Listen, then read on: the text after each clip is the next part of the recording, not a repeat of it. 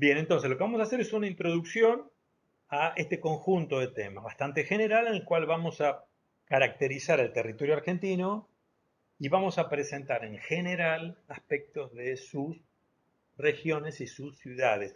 Yo seleccioné varios gráficos, imágenes, de modo tal de introducirnos en el tema y después cerrar con algunas conclusiones.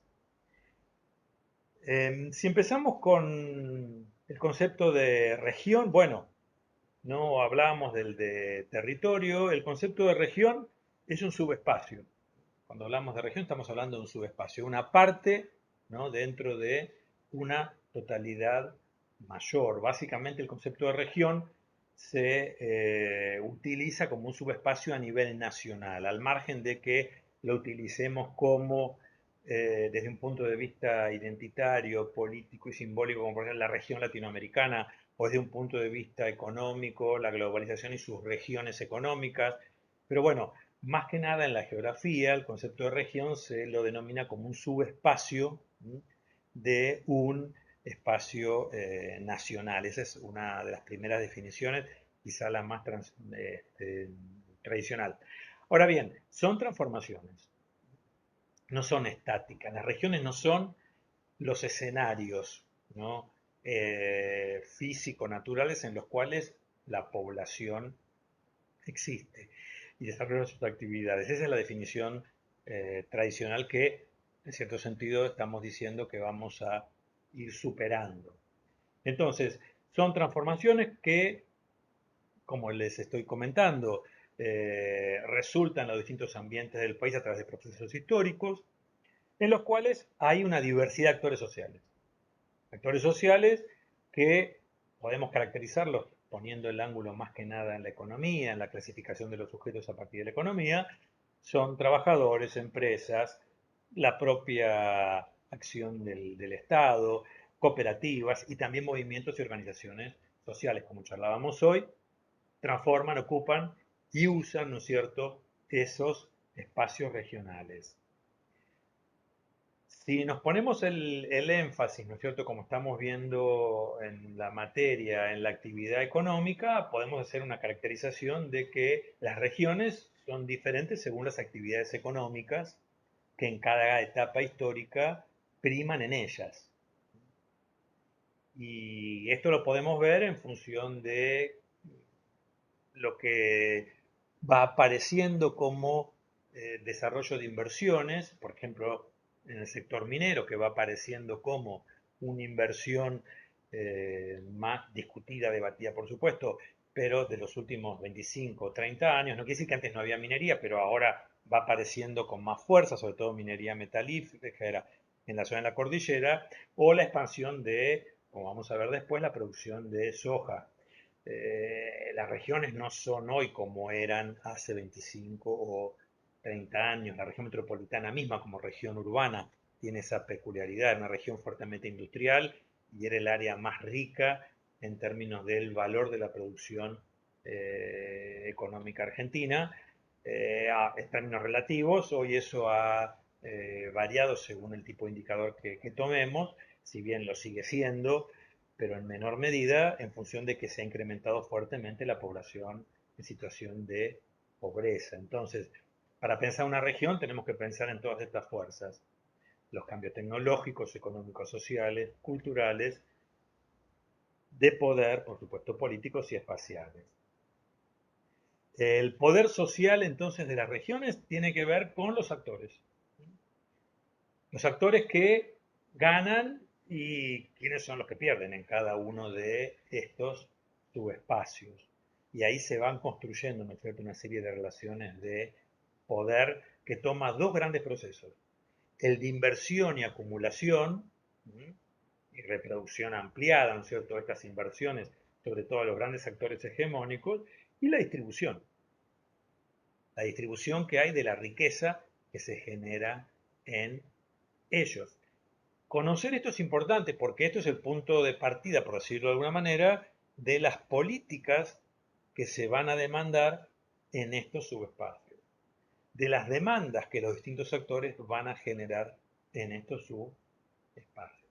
Actores que tienen diferente espacialidad, porque no es lo mismo los sectores trabajadores que están más fuertemente arraigados a la tierra que las grandes empresas, por ejemplo, de alcance global, que tienen en esta región un punto entre muchos de los otros puntos que conformen su configuración económica y espacial.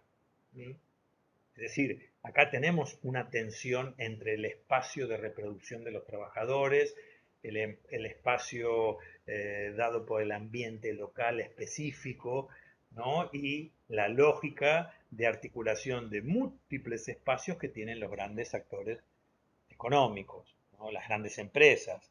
Pensemos, por ejemplo, que grandes mineras tienen inversiones en distintos países del mundo o varias empresas de comercio como los hipermercados, por decir el caso de Carrefour, por nombrar uno, que es una cadena transnacional. Bueno, lo que es un hipermercado para una o tres o cuatro de sus sucursales, sus filiales, en un espacio de una capital de provincia, es que toma, ¿no es cierto?, un porcentaje muy alto del comercio minorista local, es solo una parte dentro de lo que es el alcance global. Pensemos Walmart, bueno, Walmart ahora se ha retirado y lo ha comprado Cencosud en nuestro país, pero Walmart es el principal empleador a escala mundial.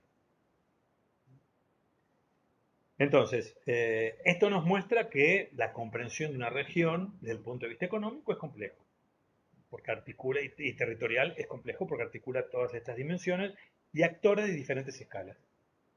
No es lo mismo un actor de la región que tiene su historia, su trayectoria, sea un pequeño empresario o una cooperativa o un conjunto de trabajadores o productores rurales que tienen su historia y su trayectoria en la región, que un gran actor transnacional que está en la región pero no se originó ahí. Entonces ahí tenemos un tema que, como les digo, es esta tensión entre acumulación, que por lo general de parte de los grandes actores hegemónicos es a escala global, y distribución, ¿no es cierto?, a partir de demandas que se dan a escala local, provincial o urbana. Bueno, estos mapas que vamos a ver ahora son mapas que probablemente algunos los hayan visto, son las divisiones regionales del país. El mapa de la izquierda nos muestra la división regional clásica, ¿no?, del país en regiones, dadas más que nada por las condiciones naturales. Probablemente es el que ustedes han visto en la primaria o también hayan trabajado en la escuela secundaria, ¿no? La región chaqueña, la mesopotámica, la pampeana, la patagónica, tiene que ver más que nada con las caracterizaciones fisiográficas y naturales. El mapa de la derecha es un poco más complejo porque marca actividades. Las actividades que más se caracterizan en las regiones. Y ahí la delimitación de las regiones va variando. Tenemos otro tipo de cuadro regional. ¿Esto qué les quiero decir? Un poco lo que charlamos al principio a partir de la consulta de Matías, ¿no? ¿Cómo se construye para pensar la espacialidad? Bueno, en este caso un tipo de espacialidad es la regional. ¿Cómo se construye una región? Y ahí tenemos que una región existe de por sí. Uno sabe cuando está para una región, pero una regionalización que define las regiones por parte de la investigación varía según los propósitos del investigador, que es lo que charlábamos hoy con Matías. Fíjense en el noroeste. La región del noroeste aparece con un solo color, lo que daría una cierta uniformidad a este espacio, ¿no? Los colores nos uniformizan los espacios, pero en el mapa de actividad económica, en ese mismo espacio, tenemos 3 o 4 colores distintos. Entonces, lo que estamos viendo acá es un criterio de construir regiones que es el de homogeneidad. Es un criterio en el cual yo defino regiones en función de lo parecido, por decirlo de alguna manera, las similitudes que hay entre un punto y otro, ¿no? Imagínense que yo me paro en un sitio y empiezo a caminar y voy yendo, ¿no?, desde el centro de la provincia de Buenos Aires, pongamos por acá, y empiezo a recorrer hacia el norte, el oeste, el sur y el este, y ahí voy encontrando paisajes y actividades económicas similares. Bueno, entonces uno puede decir que ese espacio al cual yo me voy alejando del punto, voy dejando atrás puntos similares y puedo decir que hay un espacio que tiene similitud en su interior y por lo tanto tiene una característica de homogeneidad. Cuando ya esa homogeneidad se pierde porque va apareciendo, por ejemplo, hacia el sudoeste, toda un área más desértica en vez de vegetación y de meseta en vez de llanura, o hacia el este aparece el mar, bueno, ahí ya marca un límite. En algunos casos los límites pueden ser precisos, o en otros casos los límites pueden ser de transfiguración, de transición. Pero bueno, acá este es un tema, ¿no?, para discutir, que es el tema de las regiones objetivas que existen de por sí y las regiones construidas, o digo de por sí, o históricamente, ¿no? O las regiones construidas a partir de las investigaciones. Este es otro ejemplo de regiones. El mapa de la izquierda son las regiones turísticas. Son regiones productos de la política pública. Fíjense que son delimitaciones distintas. La política turística también establece regiones. ¿Por qué? Porque el Estado lleva a cabo, a partir de planificación, una espacialidad de su política para asignar sus recursos. Entonces acá tenemos un tipo de región que es la región plan, ¿no? Al margen que sea homogénea, se decide, bueno, en este espacio político que corresponde a esta delimitación provincial, yo llevo a cabo una política y le pongo un nombre. En el caso de las regiones turísticas. Otro que hemos escuchado mucho ahora han sido las regiones sanitarias, ¿no?, por el tema de la pandemia, pero existían las regiones sanitarias en función de regiones dadas por los ministerios de salud. El mapa de la derecha es un poco más interesante, a mi gusto, ¿eh?, a mi interés. ¿Por qué? Porque es un mapa que es resultado de pensar la manera en la cual se va insertando el país y se va insertando en el país en la economía mundial, en particular en el sistema económico capitalista. Entonces, estos estudios que lo llevó a cabo Rothman y tenemos varios autores que lo siguen trabajando, dividen el país en dos áreas generales. En las áreas centrales, el área central y el área periférica. ¿Y esto qué tiene que ver? Tiene que ver con un criterio histórico y económico. El área central es el área en la cual tenemos el mayor desarrollo de las relaciones de producción capitalista y la mayor cantidad de inversiones públicas y privadas. Es el área más vinculada de manera más extensiva a los mercados mundiales. Es de por sí el área agroexportadora. Por decirlo en términos políticos, como lo van a ver con Gastón Varesi, es el campo. Y después el área periférica tiene diferencias, ¿no? Tenemos una periferia intermedia, donde está Mendoza, San Juan, La Pampa, parte del Alto Valle de Río Negro, ¿no?, donde ahí lo que vamos encontrando es una situación en la cual ha habido inversiones, pero no han logrado desarrollar toda la estructura productiva, ¿no? Este mapa refleja, por supuesto, el periodo de principios de este siglo. Los autores que lo han trabajado, que son Cao y Vaca, lo han hecho, ¿no es cierto?, en periodos anteriores y van marcando, por lo tanto, mapas en función de cada periodo histórico.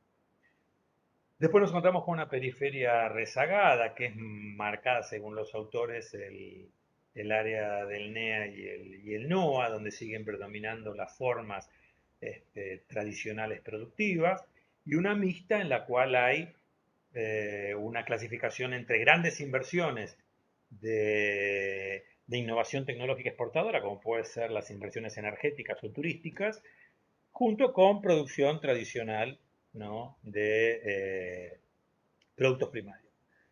Bueno, esto es discutible, o sea, es discutible, no es discutible por un lado en el sentido de que puede dar pie a las distintas modalidades de inserción, puede dar pie a pensar que en el territorio argentino se puede regionalizar según los niveles, los diferentes niveles de inserción en el desarrollo capitalista.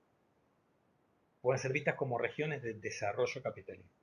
Ahora, es discutible en el sentido de que puedes llegar a decir, bueno, muy bien, tenemos un área rezagada, ¿no? Como que queda atrás. Entonces, la idea del desarrollo, ¿cuál es? Y bueno, es una idea de etapas.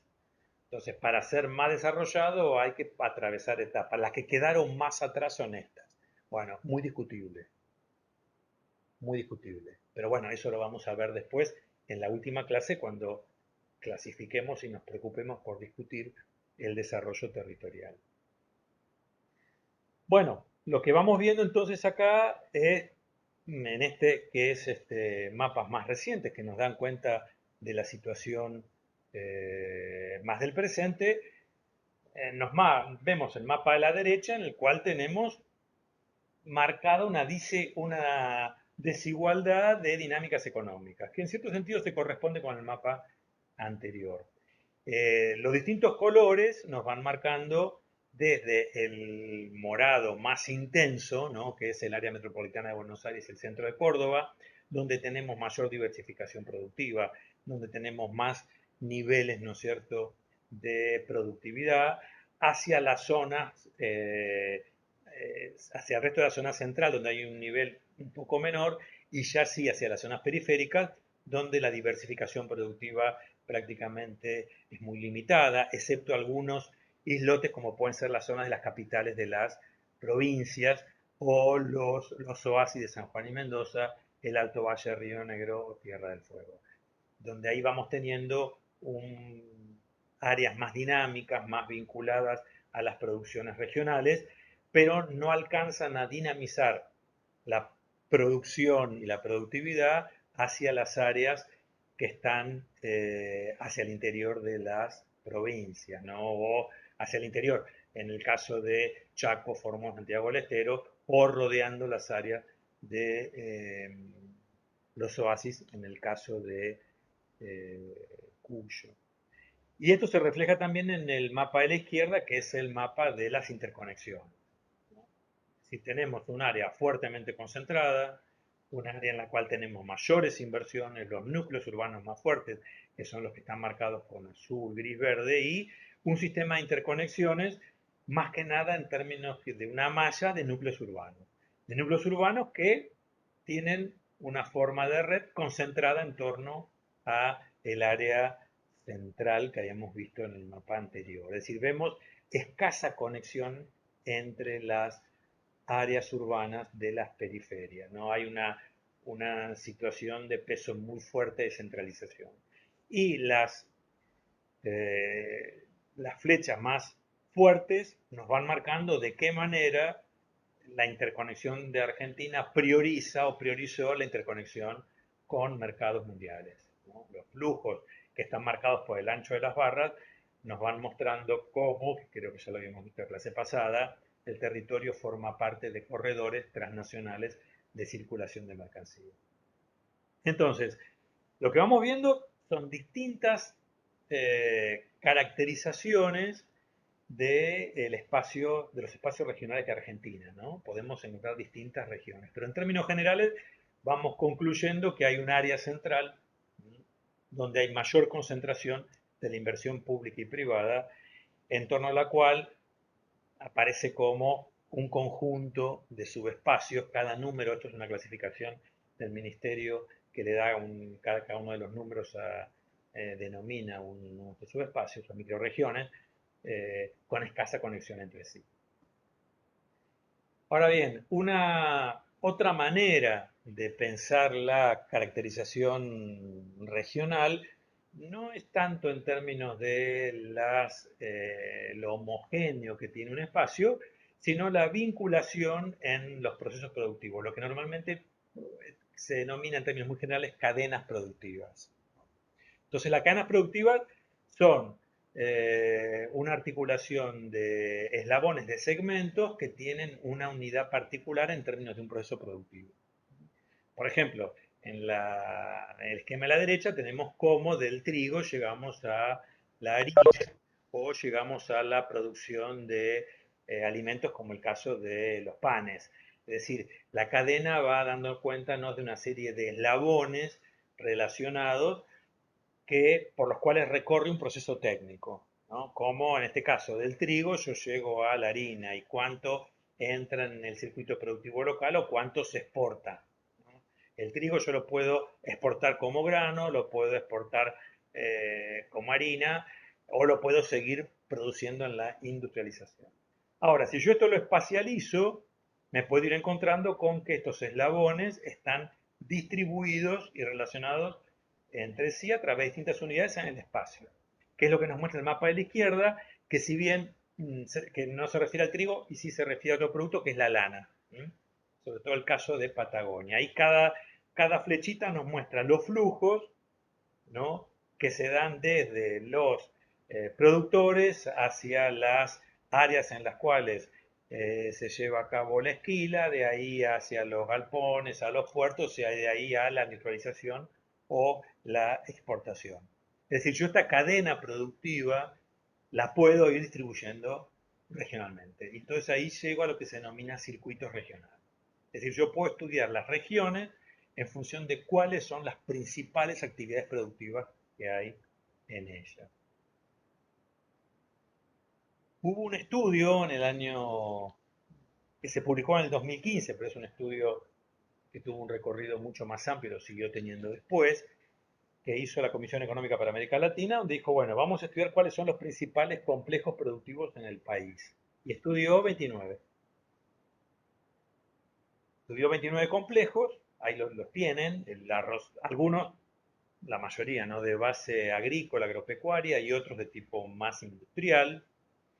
Ahí tenemos algunos, el arrocero, el aviar, el 1 arrocero, el 3 aviar, el 4 azucarero, el 6 cárnico, son más que nada, el 10 frutícola, son más que nada de base agropecuaria, y después otros que tienen más segmentos de elaboración, como el 2, que es automotriz y autopartes, el 8 que es electrónica, el 23 que es siderúrgico. Entonces, estudiaron, ¿no es cierto?, estos complejos, que es mucho más que una cadena productiva, ¿no?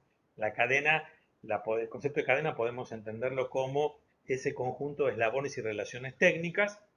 Acá la idea de complejo implica mucho más, no solo implica las relaciones técnicas, sino también puestos de trabajo, cantidad de empresas, implica, ¿no es cierto?, una incorporación de información mucho mayor. Se hicieron estos estudios y se vio a nivel país que el primer cuadro, vamos a ver el empleo, la tabla de arriba, donde nos muestra que el principal complejo en cuanto a generación de empleo es el de automotriz y autopartes, ¿sí? Que generaba, este dato, bueno, es previo a la pandemia por supuesto, más de 200.000 puestos de trabajo. Le sigue el de turismo. Piensen lo que ha sido el COVID sobre el turismo, ¿no? Afectó 196.000 puestos de trabajo.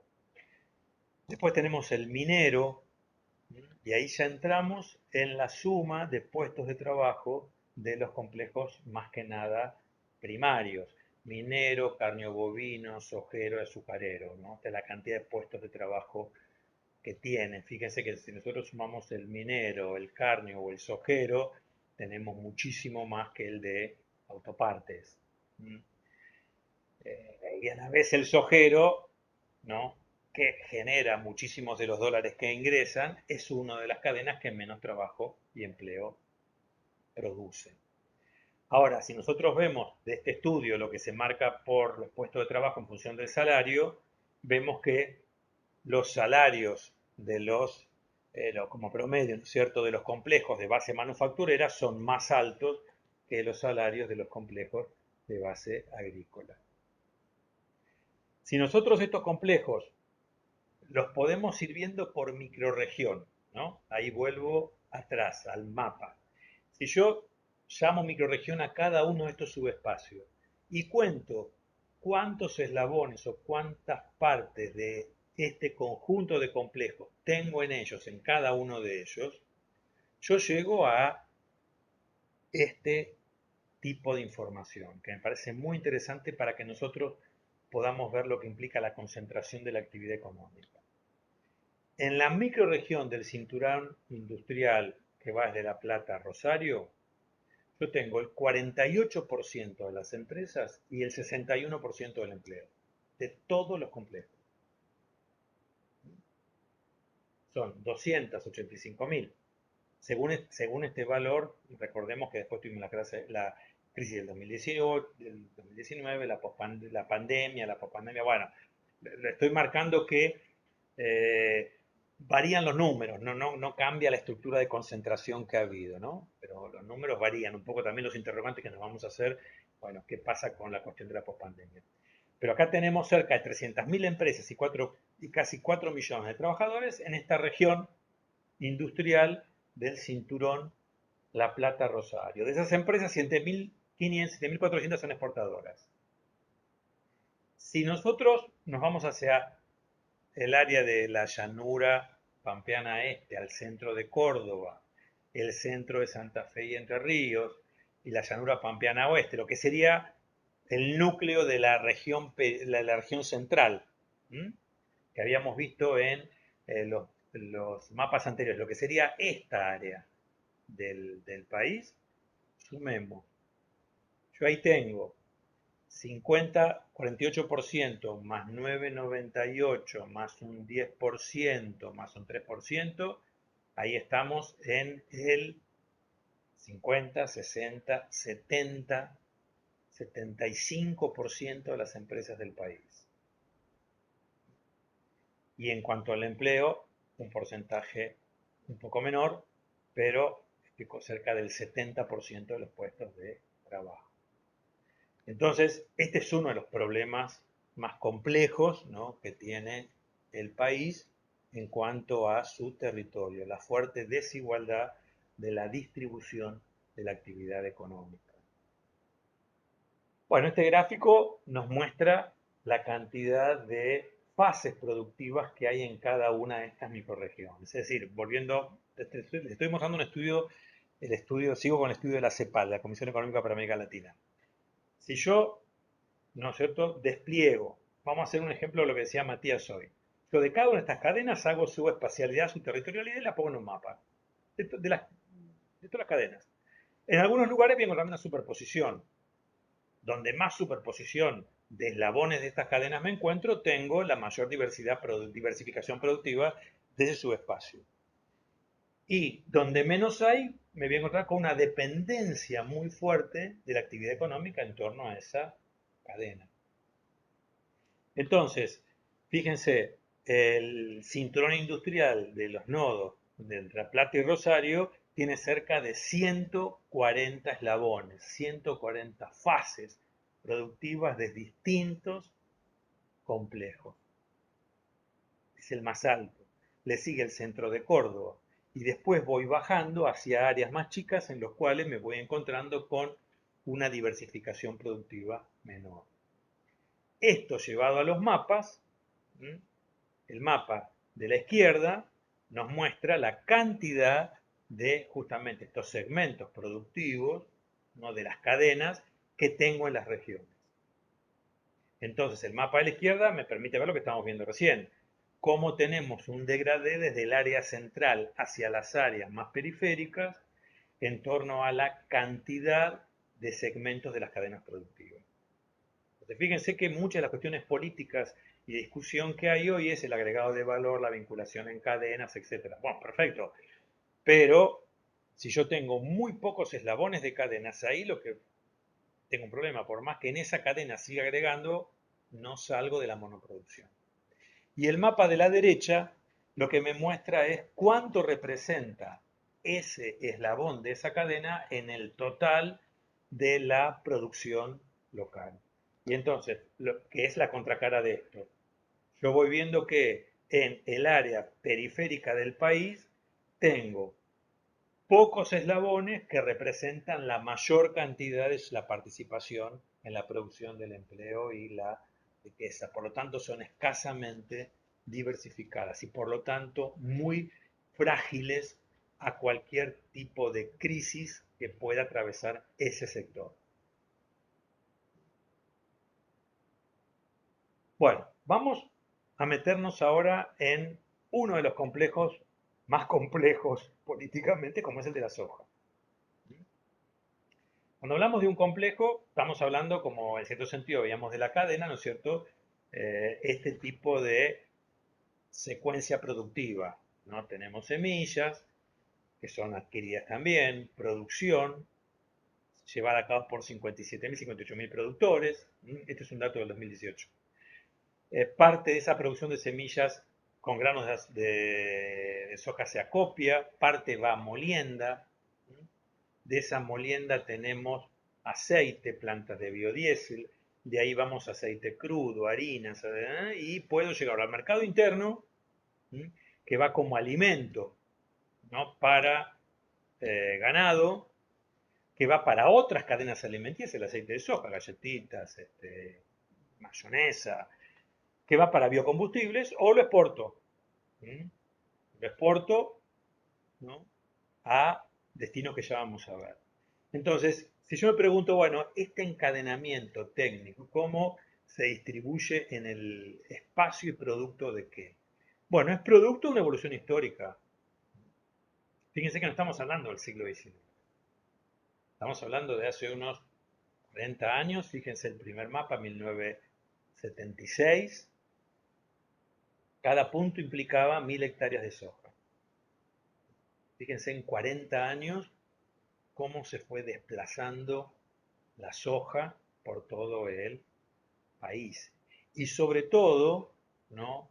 En los periodos posteriores, esto lo van a ver con Gastón con mucho más detalle, en los que se generó el desarrollo de la soja transgénica, es decir, aquella resistente, ¿no es cierto?, que permitió la expansión de cultivo a zonas en las cuales antes, como la zona del noroeste argentino o el Chaco, Santiago del Estero, el norte de Santa Fe, no se producía. Ahora, esta expansión de la soja fue a costa de un fuerte desmonte y a costa de conflictos. Ustedes se ven continuamente en los portales de noticias los conflictos que se van dando por la expansión de la soja y el desmonte.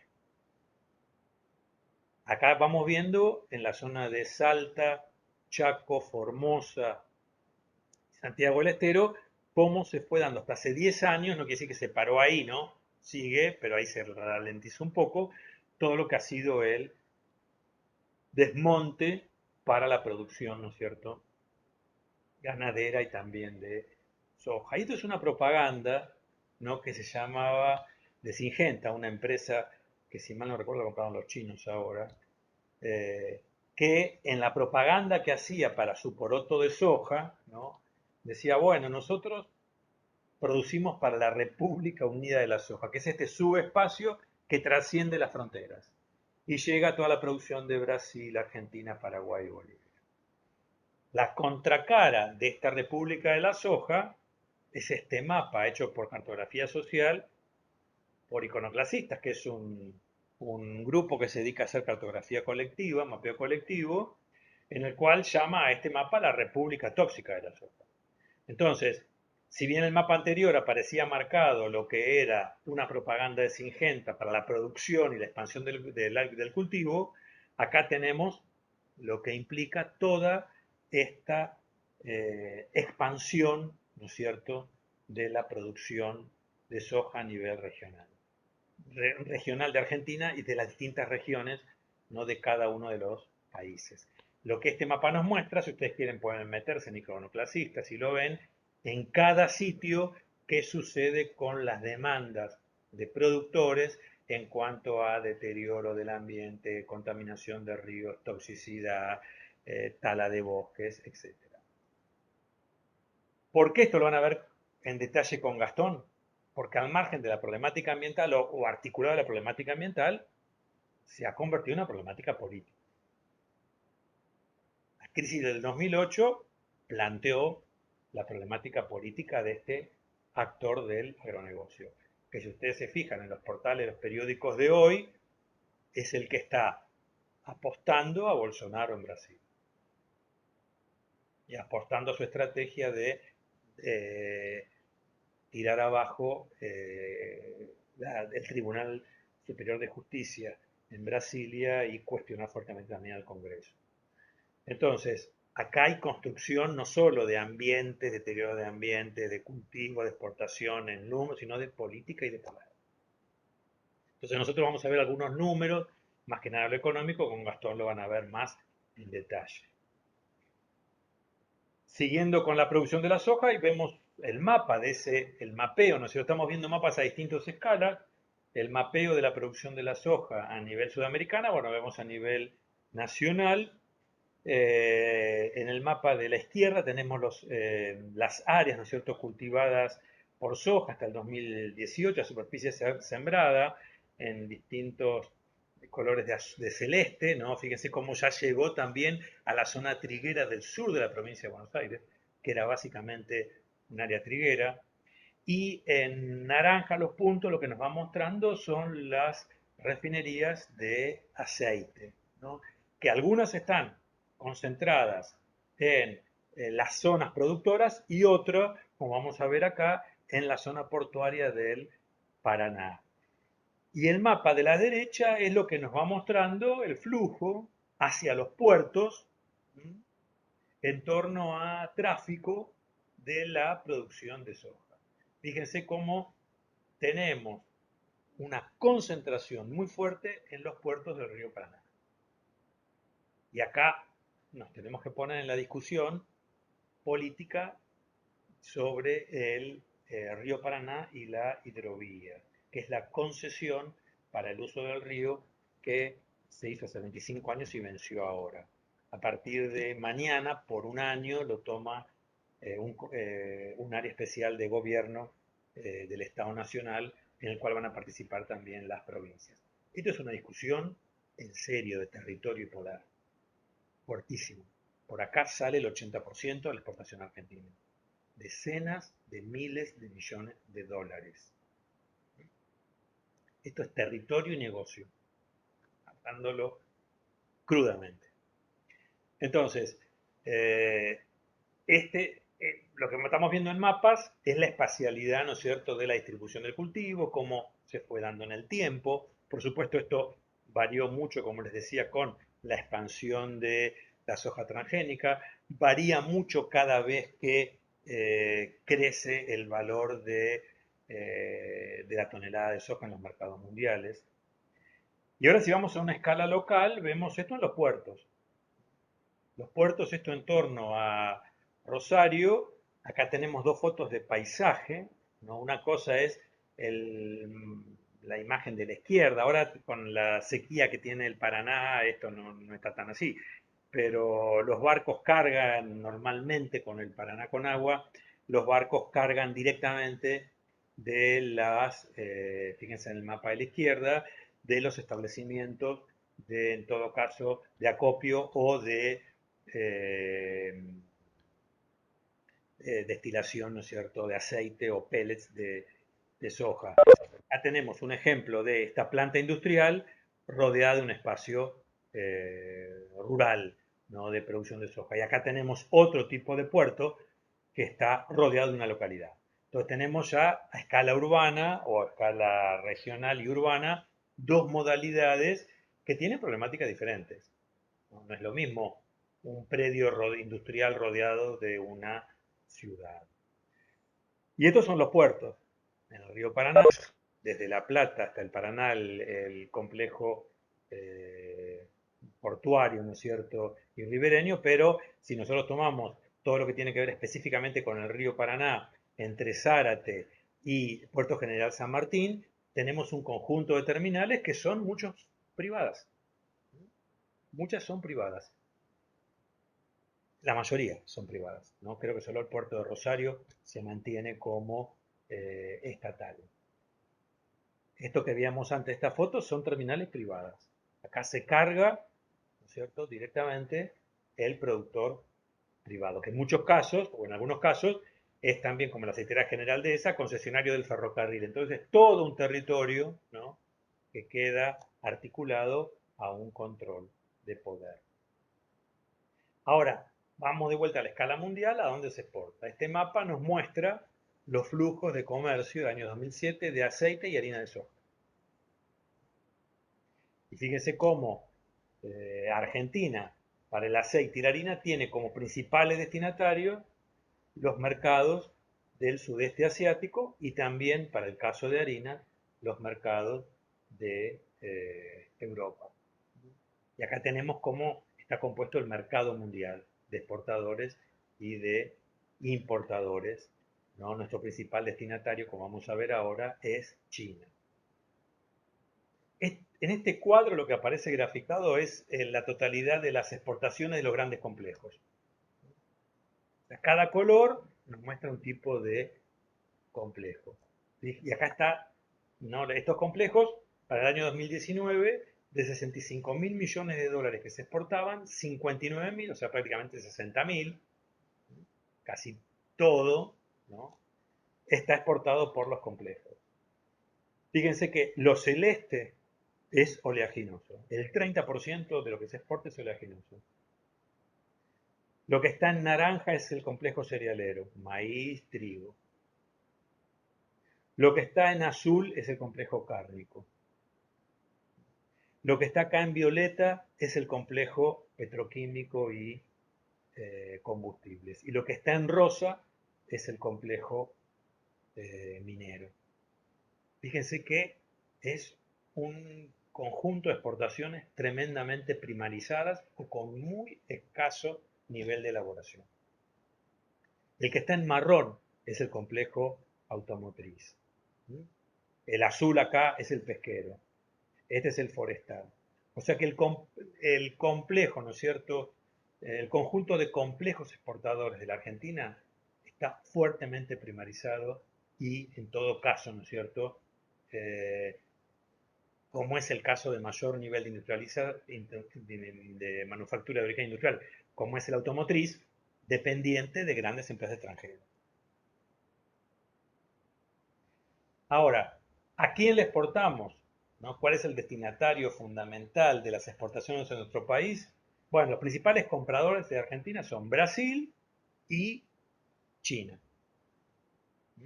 China es el segundo destino de las exportaciones de Argentina, pero también es el principal destino de América Latina. Fíjense este gráfico, ¿no? Lo que nos muestra en miles de millones de dólares cómo del 2000 al 2017 creció el intercambio comercial con China. En 20 años. 15, ¿no? Estamos hablando del 17, traté de buscar los datos más actuales a nivel de América Latina. No están a nivel de Argentina, por supuesto, pero no, yo quería traer este gráfico para que veamos cómo se da en toda América Latina. La línea azul nos marca el comercio total. La línea punteada en rosa nos marca las importaciones, la naranja las exportaciones y las barras el saldo de intercambio comercial. Es decir, entre lo que le compramos a China y lo que le vendemos a China, ¿cuál es la diferencia? Entonces, fíjense que se convirtió en un destino tremendo de exportaciones. Fíjense la crisis del 2007-2008, que fue una crisis tremenda para el capitalismo y el neoliberalismo. En este comercio se recuperó enseguida. O sea que China sigue operando como un destino. Bueno, hay que ver los números del COVID, ¿no? Que se ha dado, pero eso demandaría un estudio en particular, no nos vamos a meter, porque ahí tenemos un saldo igualmente favorable, ¿no? De exportación de productos primarios. Pero bueno, fíjense cómo a medida que nos vinculamos con los chinos, seguimos teniendo balanzas deficitarias. Es más lo que le damos a los chinos que lo que nos dan. Perdón, es más lo que nosotros, lo que los chinos obtienen de nosotros que lo que nosotros obtenemos de ellos en cuanto a, ¿no es cierto?, este intercambio. Es un intercambio deficitario. O sea, América Latina tiene un saldo comercial deficitario con China. Y en cierto sentido, en el intercambio comercial, pero en cierto sentido, ¿cómo se cambia esto? Con inversiones chinas en los territorios de América Latina. Inversiones en infraestructura, inversiones en energía, cierto tipo de préstamos, inversiones financieras. Entonces acá lo que sí vamos viendo es cómo seguimos teniendo un intercambio que sigue siendo dado por materias primas y deficitarios. Le pagamos más a los chinos que lo que los chinos nos pagan a nosotros en el intercambio, reitero, en el intercambio. Ahora, un dato que dejo acá como para que tengamos en cuenta es este gráfico. Este gráfico sí es el del año pasado, ¿no? En el último informe de la CEPAL, donde nos muestra qué tipo de bienes y servicios son los que están creciendo junto con los bienes, ¿no?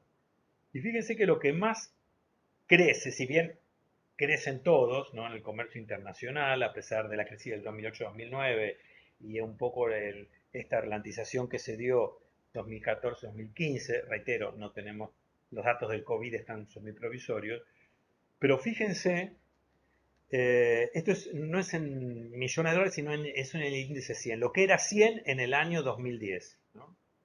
Lo que implicaba 100 en el año 2010, cómo va creciendo en términos del tipo de productos y servicios que se intercambian.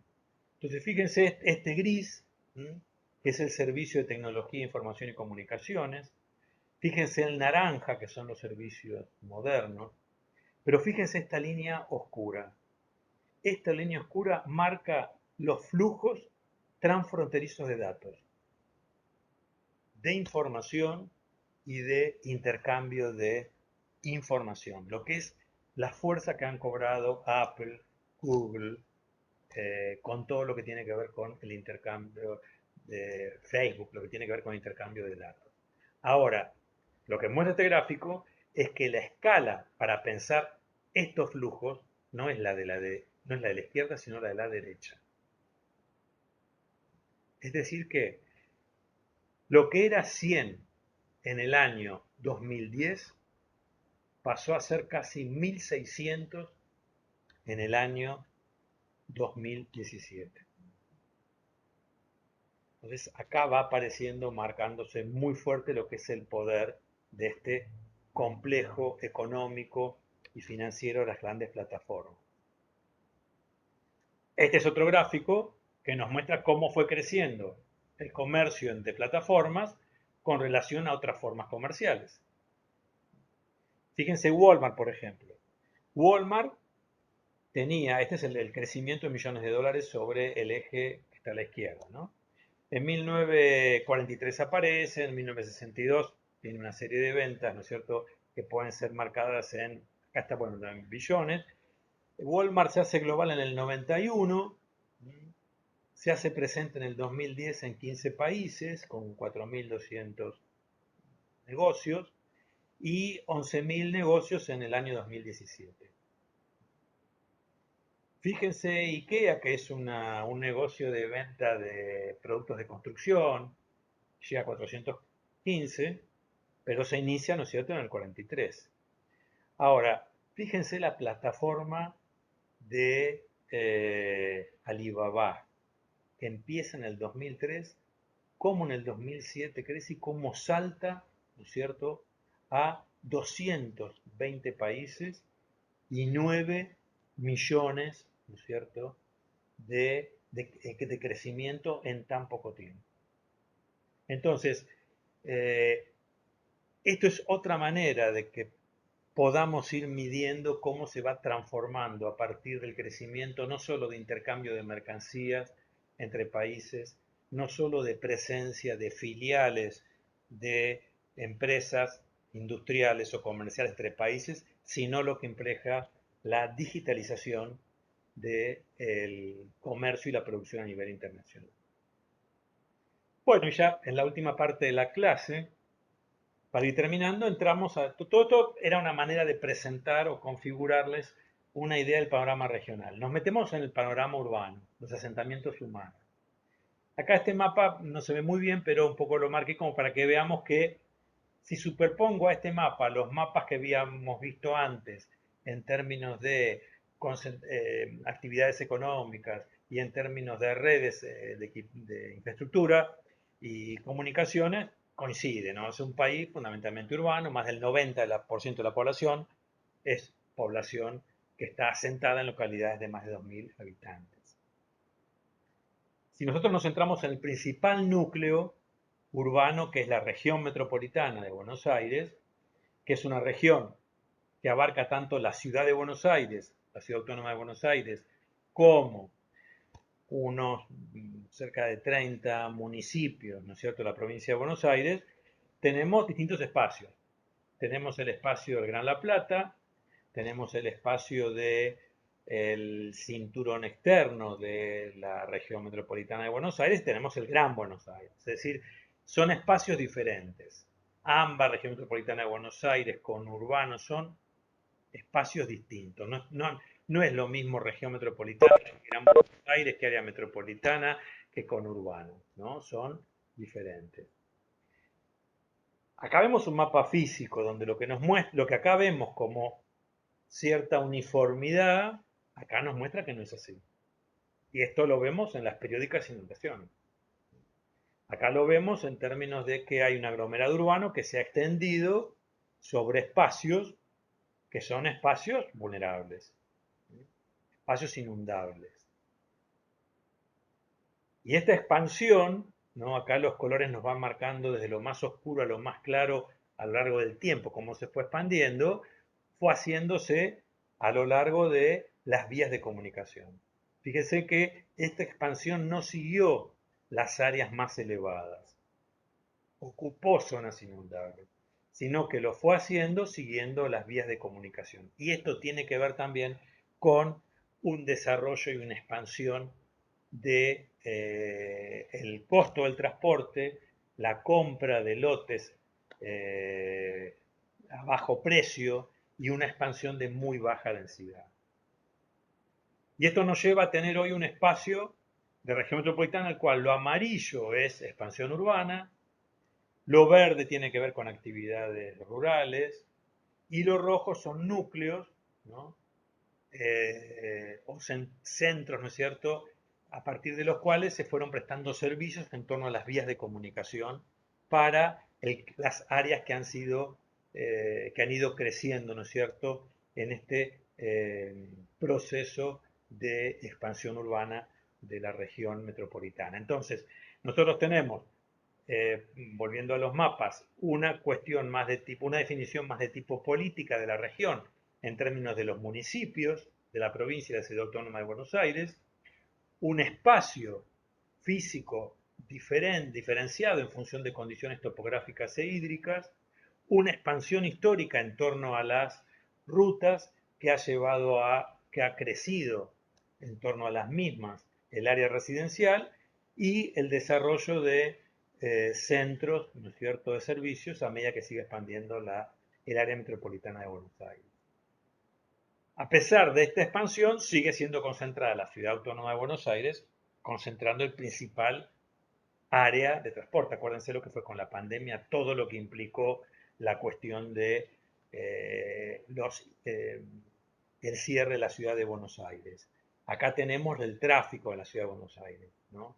Si bien este mapa tiene sus años, acá lo que nos muestra es que sigue siendo concentrada y las estaciones de ferroviarias, ¿no es cierto?, este es un mapa de transporte ferroviario, el crecimiento en torno a las principales estaciones de Ciudad de Buenos Aires. Sigue siendo un núcleo fundamental dentro de toda el área metropolitana, la ciudad autónoma. La ciudad autónoma también la podemos leer en términos de los precios del suelo, cómo fueron evolucionando los precios del suelo con el tiempo. Fíjense la crisis, este es el valor del metro cuadrado en dólares. Fíjense la crisis de diciembre del 2001, cómo hizo disminuir el valor de los precios del suelo, pero cómo a partir de ahí fue creciendo en lugares distintos. Fíjense que esta es la imagen de los precios del suelo espacializada. Estos son las distintas comunas de la Ciudad Autónoma de Buenos Aires, y esto es la clásica división que tiene la Ciudad Autónoma de Buenos Aires. El área del norte más rica, donde el suelo, el metro cuadrado, vale más, el área del centro hacia clases medias y el área del sur más ocupada por sectores populares. Ahora, este resultado tiene que ver con esta evaluación en el tiempo. Fíjense que Palermo, que es lo que está marcado con azul, el valor del metro cuadrado ha sido cada vez más alto a medida que iba creciendo, ¿no es cierto? Esto es diciembre del 2008, antes de la crisis, va creciendo, ¿no es cierto?, a medida que iba creciendo la actividad económica. Y esto no fue acompañado por otras áreas. Es decir, que el área más rica de la ciudad de Buenos Aires fue el área en la cual más se valorizó inmobiliariamente la ciudad y más negocio implicó el mercado inmobiliario en las áreas, como les decía, más ricas de la ciudad. Y esto está asociado a esto, ¿no?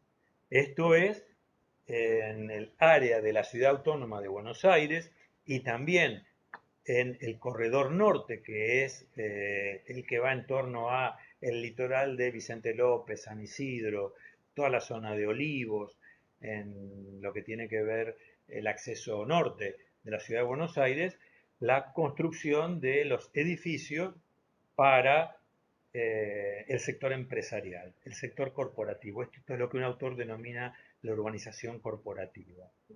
Y lo fue midiendo a través de edificios inteligentes, es decir, los edificios que están más que nada organizados para las oficinas de control y comando del área más rica, de los sectores más ricos del país.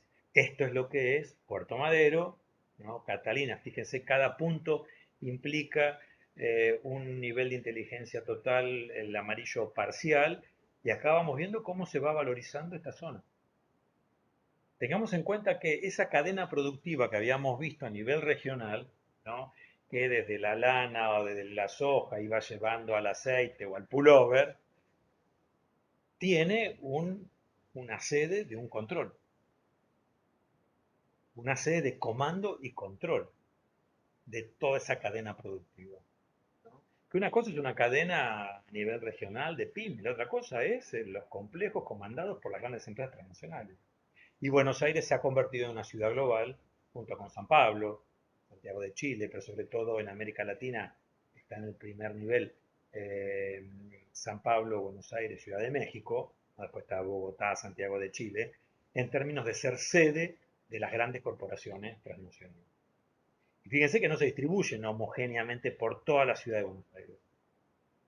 Se va ubicando fundamentalmente en este sector corporativo que se ha extendido hacia Vicente López y San Isidro. Todo esto implicó una modificación brutal de la costa. Ustedes lo recorren y hablan con ocupantes antecedores que vivían, vecinos que estaban cerca de la costa, que podían acceder a la ribera. Todo esto se convirtió en un área de valoración inmobiliaria para la radicación de grandes empresas y de oficinas. Y esto es un ejemplo de cómo implica construir un territorio. Esto es una foto de 1988, creo, de lo que era, lo que hoy es Puerto Madero. Esta es la casa, este es el Ministerio de Defensa. Acá, ¿no?, estaría la Casa de Gobierno. Esta es la entrada a Buenos Aires por la avenida Colón.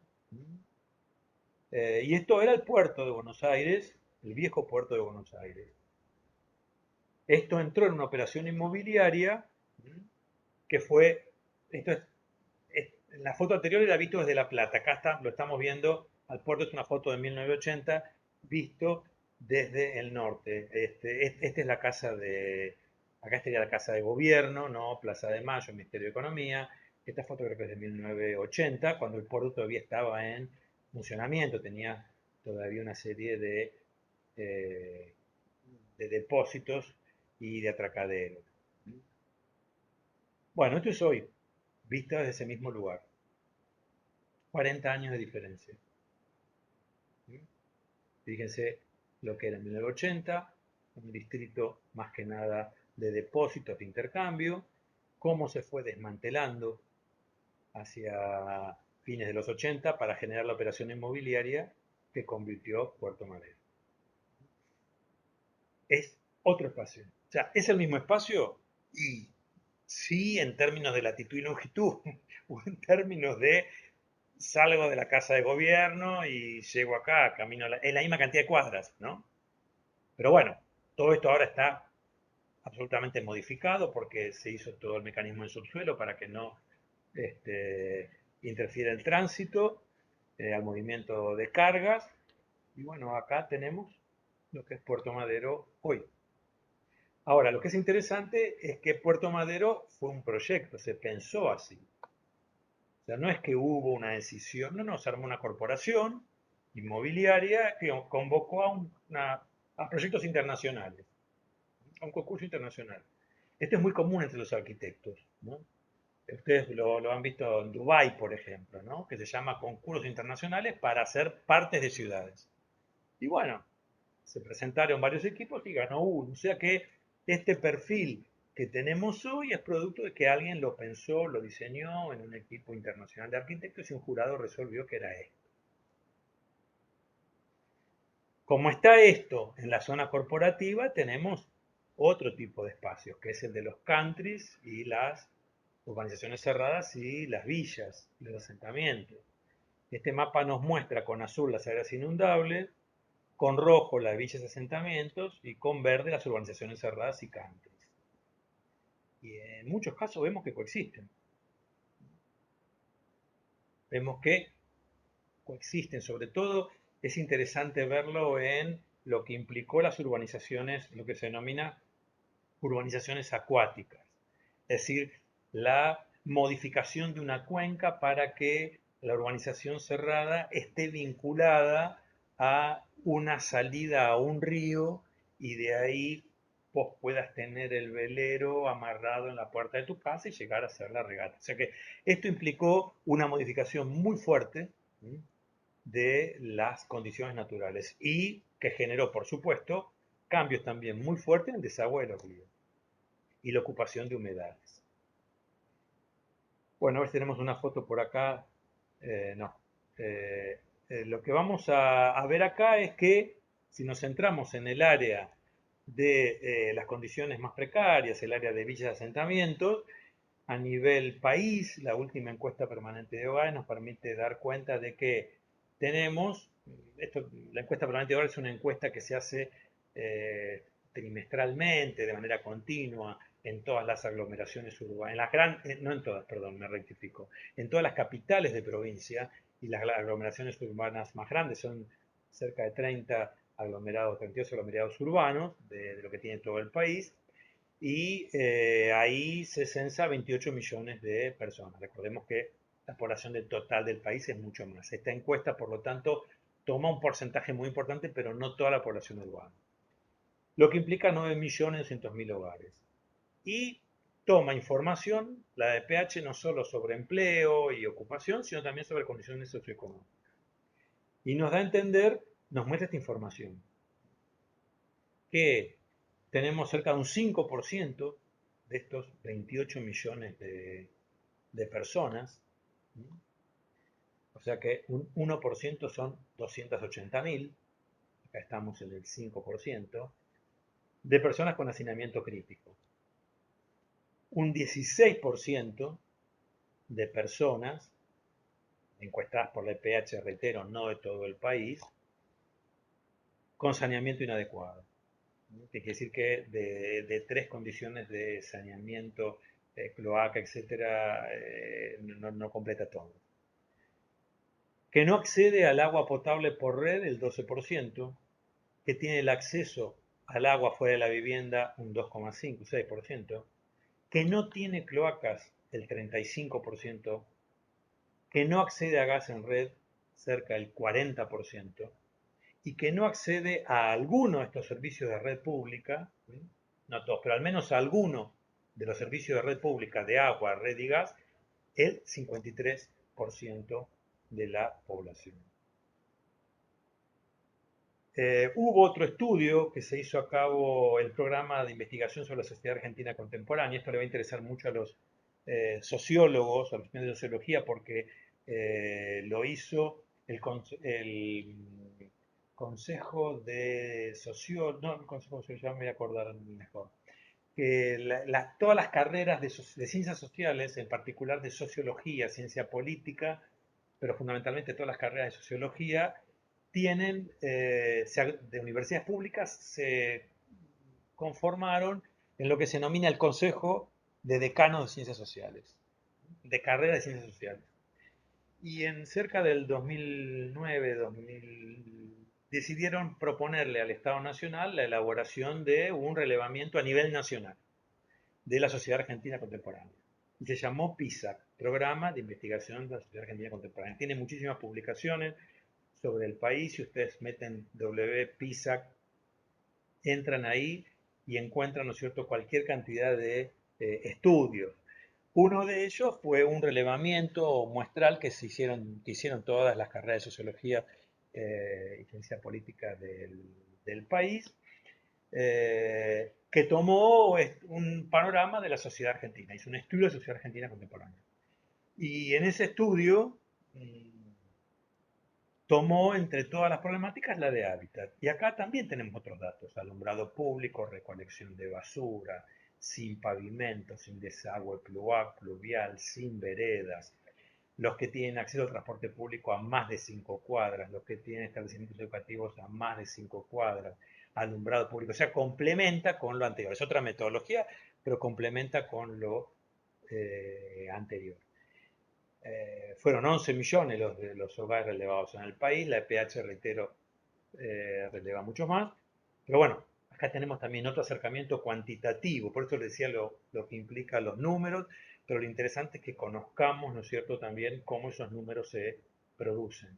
Si ustedes bajan los documentos de prensa de la EPH, está claramente definido en sus glosarios y en su apartado metodológico cómo se construyen esos datos. Y acá el PISA lo mismo, da cuenta de cómo es la metodología con los cuales esos datos se han construido. Otro ámbito, y ya para ir terminando, que releva la situación de vulnerabilidad en el país ha sido el Registro Nacional de Barrios Populares, el RENAVAP, que a nivel país registra, ¿no es cierto?, al conjunto de barrios en los cuales hay al menos 8 familias agrupadas de manera continua, donde no tienen propiedad de suelo, ni acceso regular a 2 o más servicios básicos, ¿no? Y en el país estos barrios populares, que esto estuvo vinculado a una política nacional de integración sociourbana, para el 2018, que es cuando se sancionó la ley de integración sociourbana, eran aproximadamente 4 millones de personas que vivían en 4.416 barrios, que estaban en ciudades de más de 10.000 habitantes. Ese fue el piso con el cual se localizó y fueron 935.000 hogares. O sea que fíjense que vamos teniendo distintas fuentes de información que nos pueden aproximar al tema de la situación urbana en nuestro país, en particular lo que nos interesa en este caso, la situación en condiciones de falta de integración, carencia de integración o situación de vulnerabilidad. Si nos vamos al caso del Gran La Plata, el área donde está nuestra universidad, donde trabaja mucho a través de proyectos de extensión y de investigación en estos barrios populares, tanto la Secretaría de Extensión de la facultad como la de la universidad. Esta es un área que también es interesantísimo que ustedes se puedan ir vinculando y viendo, además de lo que les puede interesar por extensión, por investigación o enseñanza, lo que les puede interesar por extensión. Nosotros tenemos 40.000 familias en el Gran La Plata y 190 barrios populares. El Partido de La Plata tiene 153 con 29.033 familias. Y estas son las condiciones que se dan en el barrio de La Plata. El 76% tiene conexión irregular a la red pública de estos barrios, ¿no? Por supuesto. El 76% tiene una conexión irregular al agua, el 65% tiene a pozo negro o con una excavación a tierra sin cloacas. La energía eléctrica con conexión irregular a la red pública es del 86%. El 76% tiene calefacción eléctrica. Fíjense que el 9,9% usa leña o gas para calefaccionarse. La mayoría usa gas en garrafa. Una minoría usa el gas en red.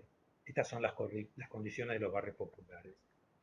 Y ahora, esto para lo que nos decía Guillermo, que le interesó, bueno, cómo se había extendido los barrios populares, cómo estaba la urbanización popular del Gran La Plata. Bueno, esa era la situación. Pero también tenemos otra expansión de La Plata, que no es la de barrios populares, sino también la del Procrear y la de los countries. Y acá vamos viendo que hay otro problema, que es el problema de cómo se va expandiendo sobre suelo agrícola, sobre suelo productivo, que ese es uno de los debates más complejos que tenemos, ¿no es cierto?, en la ciudad. Cómo crece la urbanización sobre suelo productivo.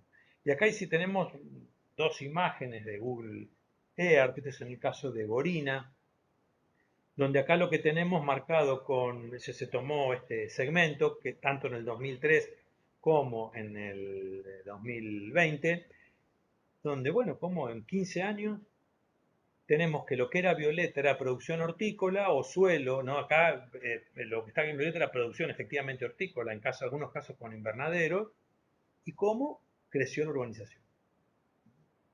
Y quedó reducida la producción hortícola. Esto es otro caso en Citibel, ¿no? Donde vamos viendo también la expansión urbana.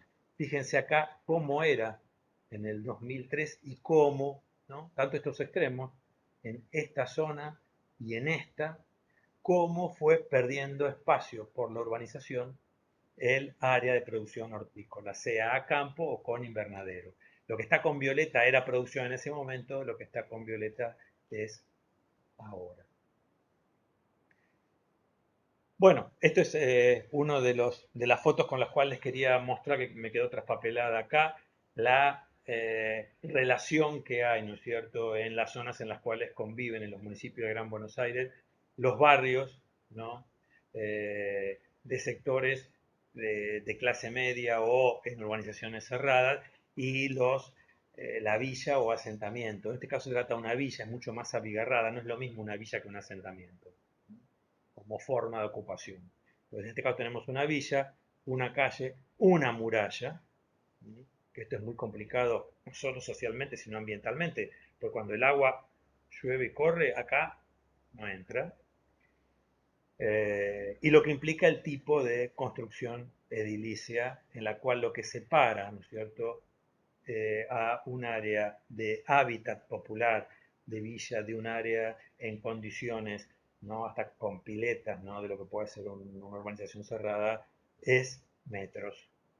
Cuando uno lo camina, es mucho más brutal, por supuesto, que verlo en la imagen. Y bueno, para terminar hemos visto distintas escalas. Hemos visto lo regional y lo urbano y hemos visto que tenemos una serie de dialécticas en la cual, si nos centramos en lo regional, tenemos una relación entre lo global, lo local, el mundo, los mercados externos, los mercados locales que están fuertemente interrelacionados. Y acá vamos teniendo continuidades como territorio zona o espacios de lugares con espacios de flujo.